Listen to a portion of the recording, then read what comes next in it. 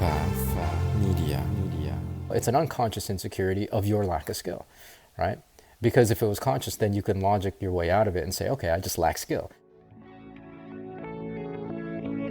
Hi, my name is Ronnie Cruz.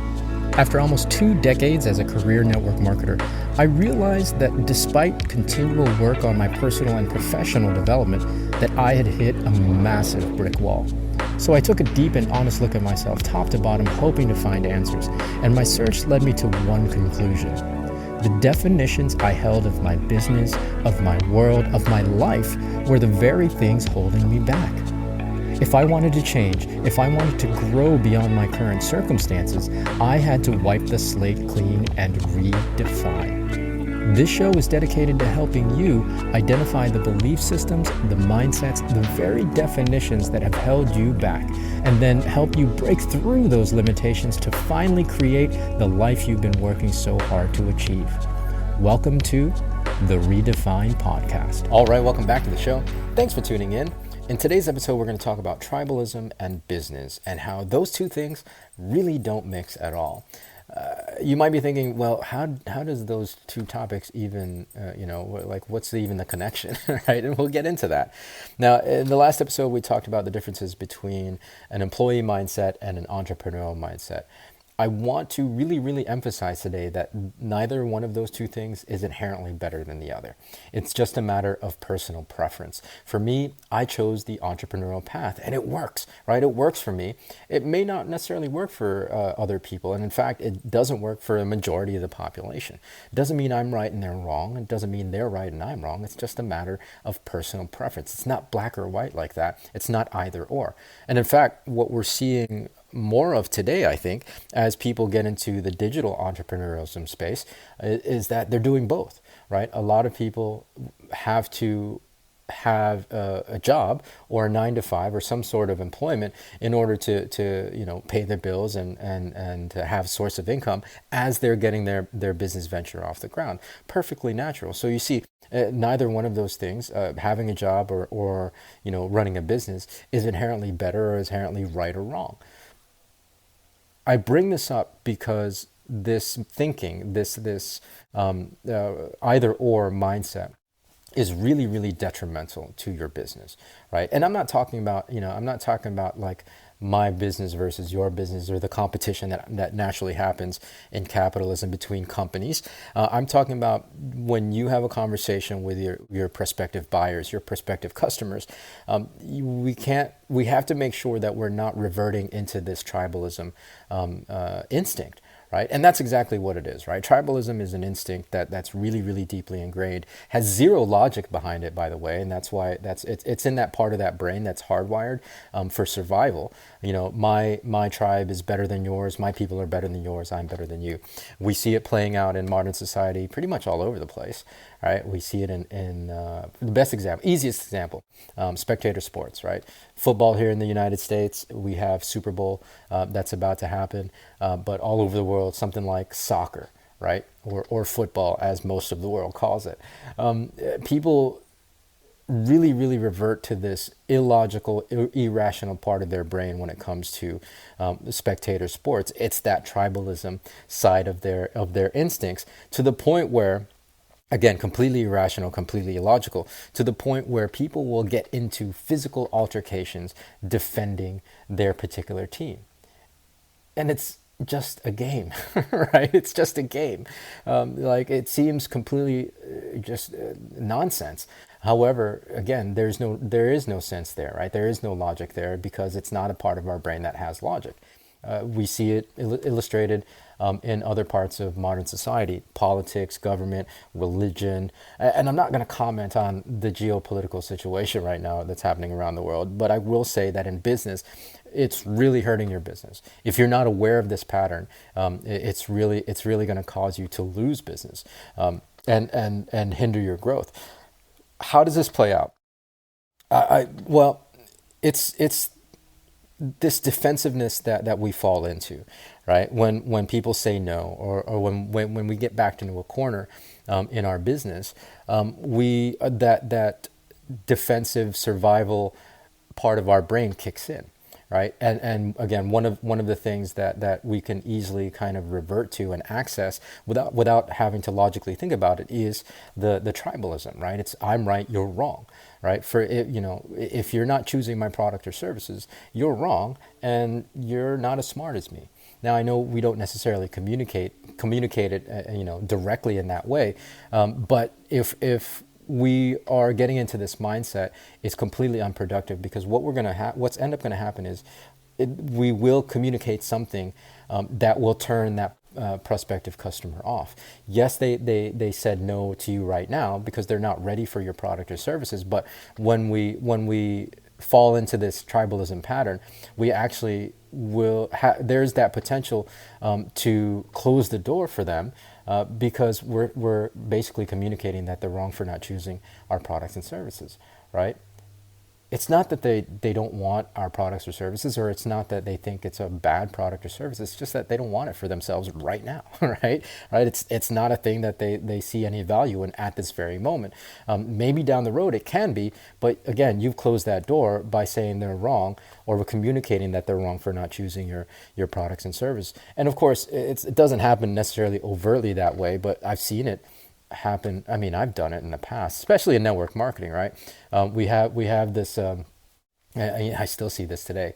These kind of derogatory ways of describing people with jobs and employment, right? Right? We call them JOBs, just over broke, or we say, it's okay, that they don't join your business, or they don't think entrepreneurism is a path for them. We still need people to clean our hotel rooms. We still need people to be servers at restaurants, and we say it in a way that's completely derogatory, right? I was a server in a restaurant. I never worked at a hotel, but I worked these kind of blue collar jobs, and it's not right or wrong. It's not good or bad either. And I'm not saying I'm better now as I was back then. Maybe from a income standpoint I was, but doesn't mean that task is any less worthy than what I'm doing, right? But you see how that can very subtly creep into your mindset as a way of you defending what you're doing, right? And that defense really, again, only comes when people are saying no to your offering, right? Here's really the root of it, and why we revert back to this pattern. And again, I want to continue to remind you that when we revert back to this pattern, there's no logic and there's no rationale behind it, because it is an instinct, right? It's in that part of our brain that has zero logic. We revert back to this pattern and this instinct from a simple lack of skill, right? And that simple lack of skill gets displayed. It's a simple lack of skill and insecurity behind that lack of skill. Right? Because of our inability or our ineffectiveness at selling, right? Because if we were selling better, we'd experience less no's. So if we're not selling well, it's a matter of lack of skill. We defend that lack of skill by reverting to the tribalism instinct and by saying, well, you're wrong, right? You don't want to buy my stuff. You're wrong. I'm right. My stuff is good, but you're wrong, right? It's an insecurity about not really about people not buying your products or services and not buying your offering. It's an insecurity it's an unconscious insecurity of your lack of skill, right? Because if it was conscious, then you can logic your way out of it and say, okay, I just lack skill. But because it's the fact that it's unconscious, right? You're insecure about your lack of skill and therefore your inability to sell, to create sales. You revert back to the non-logical part of your brain, your automatic and autonomic part of your brain that relies on instinct, right? All right. Simple answer. Get more skill, right? Get more skill. Improve your skill and improve your sales. It's as simple as that. Also, too, one of the quickest ways to pull yourself out of that pattern, of course, the first step is awareness, and that's why we're having this conversation in this episode. The second step is to remind yourself that, at least the way I see it, the core purpose of business is to solve problems. And if you are in this defensive state, and if you're saying they're wrong for not purchasing your product and services, not buying your offering, you're not serving them at all. It's a pattern that really only serves me and serves to protect me. If you're only serving yourself, obviously that's not a sale. You're already in, right? So pull yourself out of that pattern by being aware and reminding yourself that you're in this business. The way to generate sales is by solving people's problems, right? I'm not going to solve their problem by saying they're wrong. I'm definitely not going to convince them to buy my offering if I tell them they're wrong for not choosing it. But I'm also really unconsciously only trying to solve my own problem by doing that, right? So pull yourself out of that by just moving on to the next person, right? Moving on to the next person, accept the decision, accept the no, and be like, okay, no big deal. Let me know if down the road anything changes. Also, let me know if you know anybody who you think might benefit from what I'm offering, and we'll talk soon. Let's grab a beer on Friday, and then you move on to your next prospect, right? You move on to your next prospect.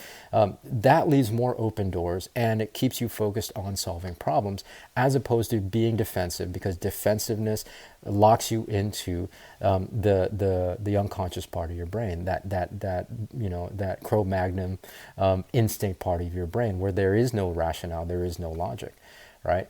Tribalism really is hurting your sales. And so to raise your awareness around that, if that's a pattern and a behavior that you see yourself engaging in, then just work to correct it, right? Again, raising that awareness and then shifting the mindset to how can I solve more problems, right? So that's it. Tribalism in business really doesn't mix. It has no place. Tribalism in general, I think, is one of those things that we need to be aware of in our own patterns as a species, because it's causing a lot of issues around the world. But we'll get into that. In business specifically, if you can become aware of it, then you can go on to exhibit higher levels of intelligence and logic and maturity around those things, so that you can not only be an example, but as you grow your business, you gain more audience as well, right? And so I think that's a great way. I've always looked at entrepreneurism that way, and this is a complete sidebar. It's a great way to change the world for the better if our mindsets that are driving our businesses are sound and are mature and are coming from a place of service and wanting to help society, right? We help society by helping individuals and helping them solve their problems. That's the root of the service. And if we do that one life at a time, eventually we can change the world, right? So that's it. Tribalism, business, don't mix. Become aware of that pattern if you're engaging in it. And it's really just raise your level of self-awareness and then work to fix it moving forward. So that's going to do it for today. Tune in for more next week, of course. So until then, be well, be safe. We'll see you in the next episode.